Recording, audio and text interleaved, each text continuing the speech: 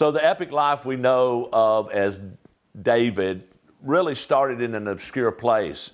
In the early years, he wasn't found in castles or prep schools. In fact, David didn't train in the military. David's start was far from a throne or a stone that slew a giant. He had an important role, but not a widely respected role. David was a shepherd, an unusual resume for a future king. Shepherds learn a lot about the flock that they protect. It's an excellent analogy of leadership and valuable training for someone who would shepherd a nation as its king. David learned to be a shepherd, and in the process, what it meant to have a shepherd.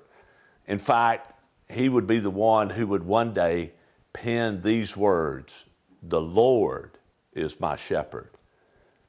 It's challenging to be a leader if you don't know how to be a follower. David followed God, and God led him into the wilderness to shepherd his father's sheep.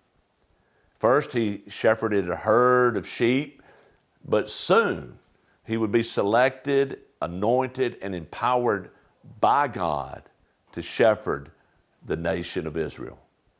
Why wasn't David getting military training? Why wasn't he enrolled in a pre-military training program for the Israeli Defense Forces? In fact, he must have longed to be near the front lines of the battle like his brothers. But God put him in a place that prepared him for the future, a place with more action than the front lines. There are predators during this time in the Middle East. Wild animals dwelt in the region where David was shepherding the flock. And being a shepherd, it could be annoying from time to time, but it had its moments of excitement. With God's help, David defended the flock of his father against two enemies that he couldn't reason with, a lion and a bear. He conquered both, lived to tell about it, and probably had no idea at the time that the wilderness would prove to be a better training ground than the front line of the battle. Ironically, nothing was happening but talk on the front lines. Smack talking back and forth, not a lot of tactical warfare.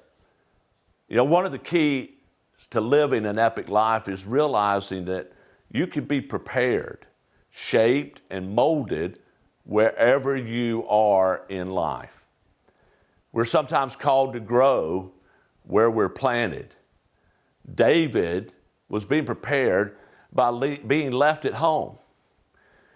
He was a fascinating follower of God. You know, David had a relationship with God that is fascinating on a number of levels. And beginning in 1 Samuel 16, we read the story as David is sought out by God, and David returns to him many times as he falls and he gets back up. He falls, God lifts him back up. He falls again, and God, the Good Shepherd, remains faithful. You know, David, like us, is full of imperfection that makes him prone to wandering off into the wilderness of the flesh. Yet God describes David as a man after his own heart. I've thought a lot about what that means. It doesn't mean he's a flawless man. In fact, he is a man full of flaws. He is a man who could write and will write, "You do not delight in sacrifice, or I would bring it. You do not take pleasure in burnt offerings. The sacrifices of God are a broken spirit, a broken and contrite heart. Oh God, you will not despise these." You know what makes the difference is a heart that is surrendered to God and understands that it cannot live without a relationship with Him. when it comes to what matters most to God, it's the heart that drives us. You know, I'm sure that most of us have felt the way that David must have felt as he sat watching over his father's sheep, wondering about his purpose and meaning of his life. David may not have realized what he was born to do, but at the same time, it didn't stop him from following what he knew God wanted him to do.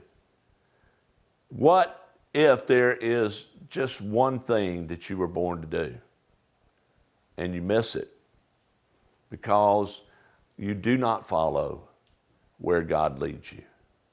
You know, I hope that as you get together in your groups, that this discussion will enable you to begin to see where God is leading you.